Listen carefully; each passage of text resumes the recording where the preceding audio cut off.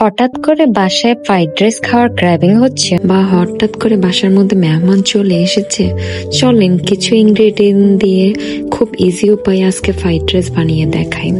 এটার জন্য এখানে আমি 3 পিস চিকেন নিয়ে নিয়েছি।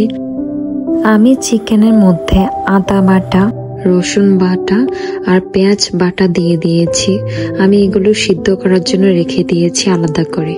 এখানে আমি পোলাও চাল সিদ্ধ দিয়ে নিয়েছি, আর এখানে আমি চিংড়ি মাছগুলো ধুয়ে পরিষ্কার করে ক্লিন করে নিয়েছি।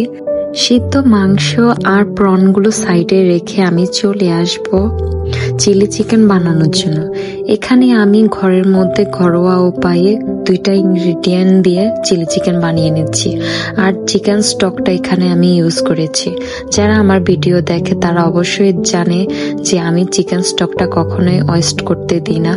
সো এখানে আমার আলাদা উপকরণ ছিল না, যার কারণে আমি শুধু পেঁয়াজ আর চিকেন দিয়ে চিলি চিকেনটা বানিয়ে নিয়েছি। তারপর এখানে আমি আগের থেকে ফ্রাইড রাইস বানানোর জন্য পোলাও চাল ভিজিয়ে রেখেছিলাম, তারপর সিদ্ধ করে এটা সাইডে রেখে দিয়েছি।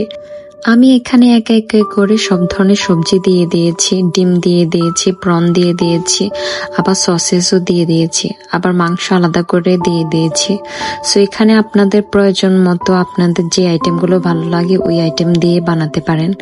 আপনারা চাইলে মটরশুঁটিও অ্যাড করতে পারেন। আমি এখানে বাঁধাকপি দিয়েছিলাম, আমি গাজরও অ্যাড করেছি। এটা আপনাদের উপরে ডিপেন্ড করে আপনারা ফ্রাইড রাইসের মধ্যে কি কি আইটেম অ্যাড করতে চান, কি কি সবজি দিতে চান। তারপর এখানে আমি চিকেন ম্যারিনেট করা যেগুলো ছিল সেগুলো আমি এখানে ভেজে নিয়েছি সুন্দর করে। অনেক সুন্দর একটা কালার এসেছে। মাংসটা ভিতরের মধ্যে যতটা জুসি হয়েছে, উপর দিয়ে এতটাই ক্রিস্পি হয়েছে। এবার চলে আসলাম পরিবেশনের জন্য। গরম গরম ফ্রাইড রাইস না খেলে কি হবে? সো চুলার থেকে নামিয়ে আমি সাথে সাথে পরিবেশন করেছি।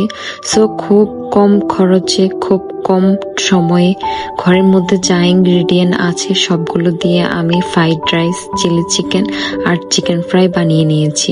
আপনারা চাইলেও খুব ইজিলি ঘরের মধ্যে বানিয়ে ফেলতে পারেন আপনার পছন্দ উপকরণ দিয়ে। এটা আপনাদের উপরে ডিপেন্ড করে। আর এমন সুন্দর সুন্দর ভিডিও দেখার জন্য অবশ্যই আমার পেজটাকে লাইক, কমেন্ট আর শেয়ার করবেন, যাতে নেক্সট ডে আমি আরো নতুন নতুন রেসিপি নিয়ে হাজির হতে পারি।